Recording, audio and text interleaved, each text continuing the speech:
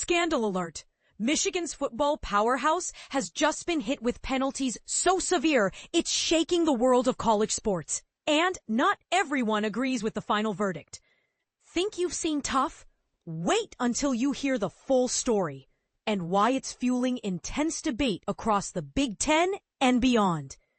After a deep investigation into claims of systematic sign stealing, the NCAA has handed down heavy sanctions to Michigan's football program. At the heart of the storm was Stalions, a former staff member accused of masterminding an intricate scheme to illegally scout opponents. The fallout? Michigan faces a jaw-dropping fine, reportedly soaring above $20 million, reflecting future postseason football revenue they're now expected to lose. And that's just the beginning. The coaching crackdown, Harbaugh, and more. Former head coach Jim Harbaugh finds himself with a record-setting 10-year show cause penalty, effectively barring him from NCAA-related football activities for an entire decade once a previous penalty runs out. Stalions receives an 8-year show cause ban, further erasing their presence from collegiate sidelines. Current coach Sherrone isn't escaping unscathed either. He'll serve a 2-year show cause during which he's forced to miss 3 games, including Michigan's 2026 season opener. But here's where it gets controversial. Some insiders in the Big Ten are mocking the NCAA's approach. One conference general manager sarcastically remarked, "Good for them. I guess losing that kind of money will make people think twice before bending the rules."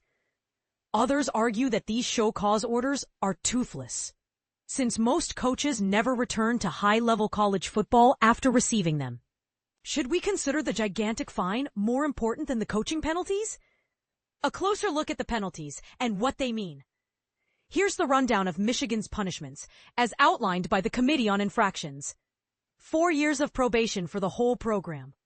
Financial hits. A hefty $50,000 fine, plus an additional 10% of the football department's budget. A revenue penalty equivalent to all postseason income for 2025 and 2026, expected to be a multi-million-dollar setback. Another fine matching 10% of the football program scholarships for the 2025-26 school year. Recruiting restrictions. A quarter, 25%. Reduction in official visits for recruits during the 2025-26 season. A move some experts say is now outdated since official visits are technically unlimited by NCAA rules. For 14 weeks, no recruiting communications will be allowed during the probation period. Harbaugh cannot participate in NCAA football activities for 10 years, starting in 2028 as a continuation of an earlier show cause sentence. Sherrone 2-year show cause and 3-game suspension. 2 games already self-imposed. 1 more coming at the start of the 2026-27 season. Interestingly, Moore can otherwise continue coaching except for those suspended games. Stalions. 8-year show cause banned from all athletic roles. Denard Robinson. 3-year show cause removal from athletics. Behind the scenes, how it all unfolded. Over a span of 3 years, Michigan's football program racked up violations, including off-campus, in-person scouting, and improper recruiting incentives. The committee uncovered evidence through interviews, ticket stubs, digital records, and more. Stalions reportedly spent $35,000 on tickets in just 1 season, deploying a network of staffers and interns, often nicknamed the KGB, to discreetly gather intelligence. One jaw-dropping incident, Stalions attended a Central Michigan game undercover, fully disguised in coaching gear to spy on opponents, and allegedly help Central Michigan's own play calling. Cue the movie scripts. But this is the part most people miss. The details of just how much of an advantage this scheme gave Michigan may remain forever hidden. The investigation struggled to uncover the full truth. Key evidence was allegedly destroyed or withheld by those involved. Culture of defiance? Multiple figures, including Harbaugh, Moore, Stalions, and former player personnel chief Denard Robinson, were found to have actively resisted the investigation. From deleting incriminating texts to refusing interviews, their actions earned stern rebukes. The committee described Stalions' obstruction as among the worst misconduct they've ever seen, and Harbaugh was called out for fostering an environment where staffers flouted NCAA rules and ignored compliance officers' warnings. Recruiting violations also came to light. Michigan staffers gave forbidden incentives or communicated ahead of permissible times to 4 prospects. It's a classic example of how quick wins sometimes tempt even storied programs to cut corners. But at what long-term cost? The curious case of Chris Partridge.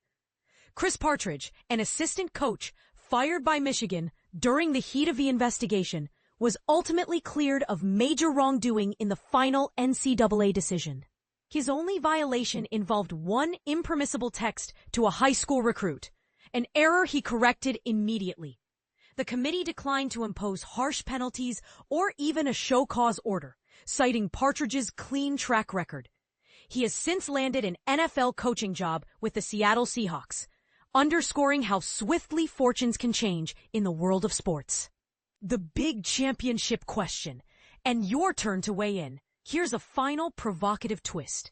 In the middle of these escalating allegations, Michigan still clinched the 2023 national title, with Harbaugh serving a brief self-imposed suspension. Some say the NCAA's slow response let Michigan keep their season and their championship rings. Others argue that a postseason ban delivered sooner would have made a bigger statement. Were the penalties fair, or do they reveal deep flaws in how the NCAA disciplines college football superpowers? Should Michigan's championship carry an asterisk in the history books? Let us know where you stand. Was justice served, or do you see it differently? Share your opinions below. This is one debate that's not cooling down anytime soon.